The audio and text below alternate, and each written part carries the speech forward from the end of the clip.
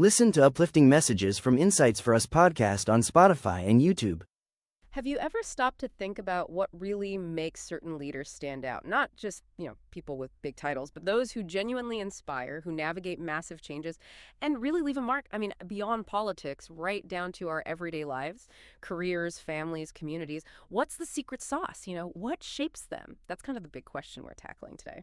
Welcome back to The Deep Dive. This is where we take compelling source material and really try to pull out those useful nuggets, those bits of knowledge that might just shift your perspective a bit.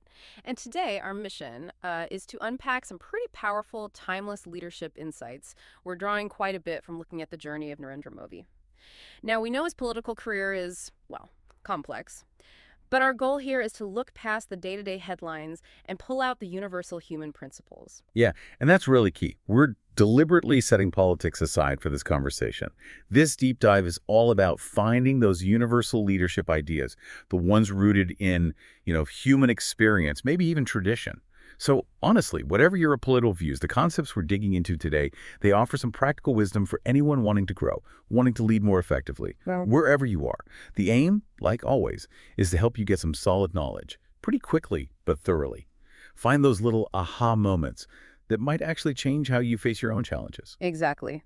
And we've got two core principles we're going to focus on today, ideas that really jump out from the analysis of his leadership. First, we'll get into that really tricky but powerful balancing act between deep-seated values, the stuff you won't compromise on, and strategic adaptability, how to stay true but still change your game plan. And second, we'll explore the huge importance of service and, moral authority, how those things can actually carry more weight than just having a fancy title. Right. Think of this deep dive as a chance to look, maybe, behind the curtain, understand the mechanics of influence and, effective action. It's not just what happened in one specific case, but why these particular lessons seem to pop up again and again across cultures, across time. Yeah. And maybe most importantly, how they might actually inform your own decisions, your own ambitions. So, let's get started. Okay, let's unpack this first big one then. This delicate dance between solid values and being adaptable, especially when things are changing constantly, which they always are, right? It's something we all grapple with. Shifting job markets, families evolving, technology just rushing past us. The research we looked at uses Modi's journey as a really interesting illustration here. It talks about how his early life, simpler background, experiences with discipline, maybe even asceticism, how that instilled things like discipline, simplicity, resilience. And these weren't just phases, right? They became sort of fundamental, unwavering values, the bedrock. And that's a fascinating part, that anchoring effect you mentioned. Those early values, they provided this kind of consistent moral compass, right? A non-negotiable core. And that allowed strategies to shift, sometimes dramatically, evolve over time, but without losing sight of that central purpose. It's like, think of a tree with really deep roots. The branches, they can bend, sway, grow in all sorts of directions depending on the weather, the season. But the tree itself stays put, firmly grounded. Without that anchor, any strong wind, any change, it just gets uprooted. Oh, I like that tree analogy. That really makes sense. It paints a clear picture. But, I wonder, for someone listening, what's a big trap here when you're trying to be adaptable? Is it easy to just, confuse adapting with just chasing the next shiny object without that rooted purpose? I know I've definitely done that. Chase trends without a clear why. That's a really critical question. And the pitfall is exactly that.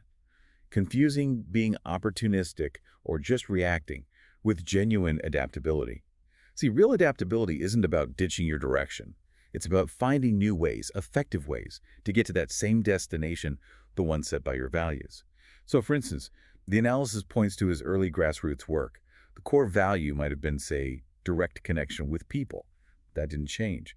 But the method adapted. Instead of just big rallies, maybe, it became more about door-to-door talks, understanding tiny communities, empowering local folks, often pushing against skepticism, That wasn't just random. It was a strategic adaptation, but aligned with that core belief in direct engagement to build trust. And you can really see that pattern play out as the scale changed so dramatically, right? Look at his time as chief minister of Gujarat. After that awful earthquake in 2001, the pressure must have been immense, just immense. The easy political move, probably just focus on relief, short-term fixes, get some quick applause. Sure, the path of least resistance. Exactly.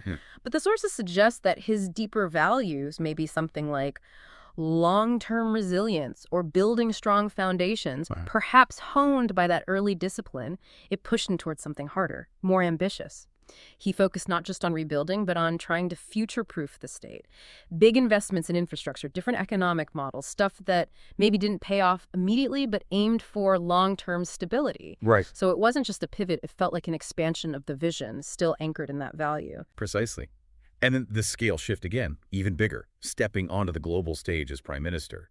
Suddenly, it's complex global diplomacy, huge digital tech initiatives tackling massive things like climate change. Let's take digital transformation.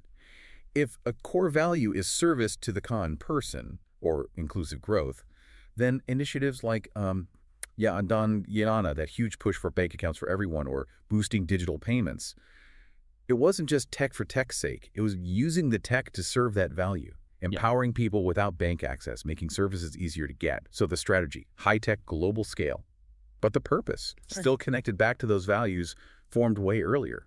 It is pretty remarkable how the strategies had to morph and the stage just got exponentially bigger. But what the analysis keeps highlighting is that those core values, things like service, discipline, having a clear long-term vision, they stayed constant. They were the anchors that allowed the adaptation to happen purposefully, not just reactively, making sure each new strategy still lined up with those deeper principles. It's like a master chef, maybe.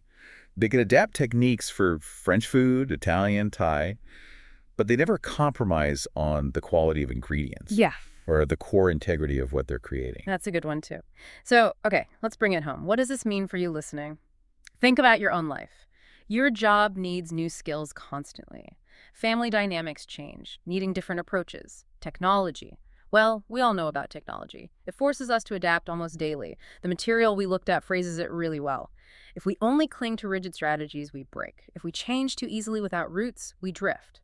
It's that balance, that kind of purposeful rootedness that helps you handle the storms and actually grow from them. Which brings up a really important question for all of us, I think. How do we make sure our own evolution isn't just aimless wandering?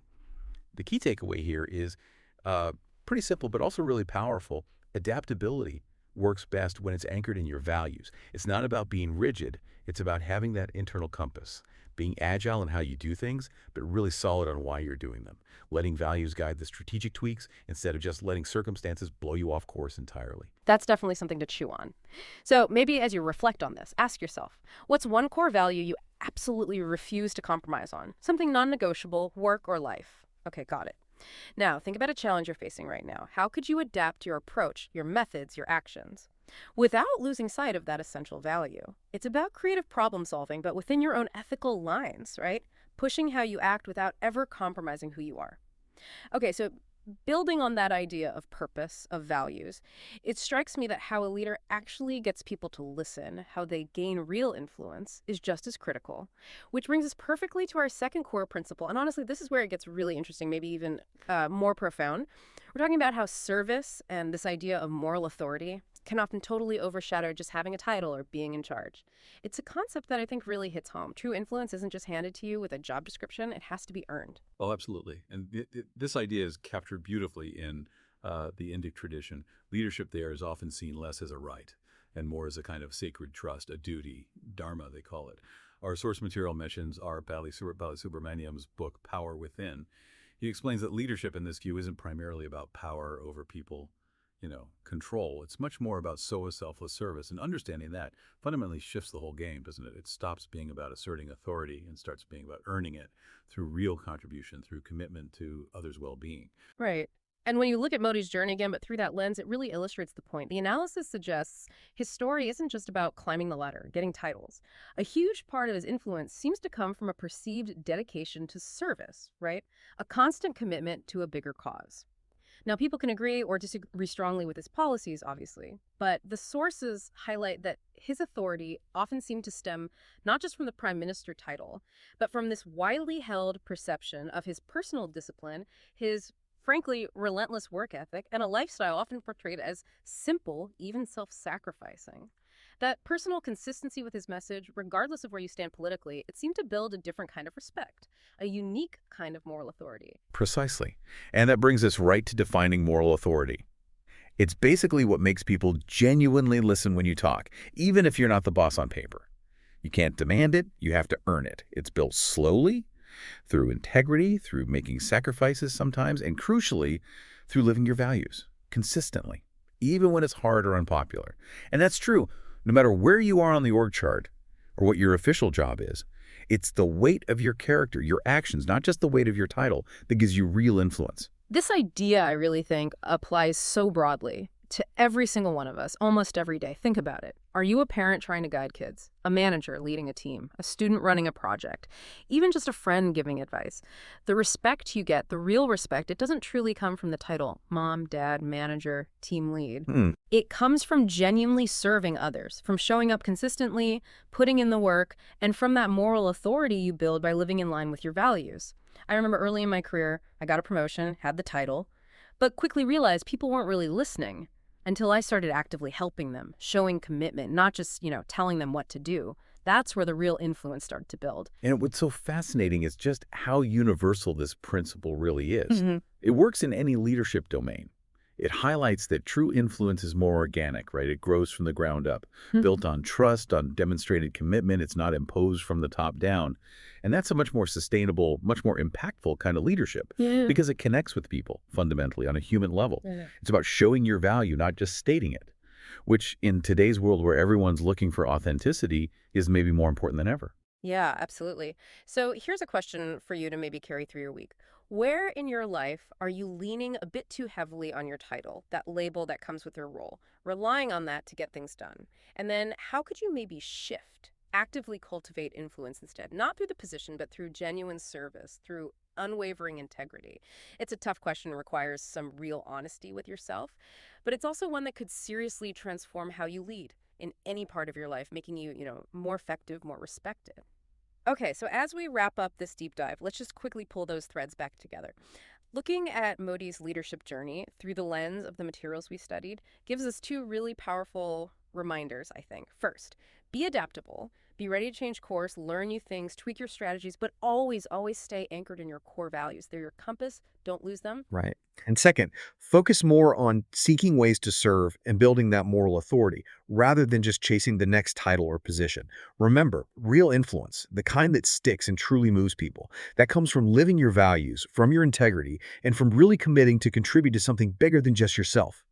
It's often in those, quieter, consistent acts of service where genuine leadership is actually built. Exactly. The writings we consulted put it really nicely. Giants are shaped not just by power, but by principles, and the same principles can shape us.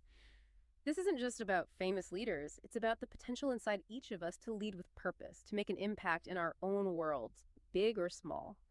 So maybe let that be the final thought to ponder this week.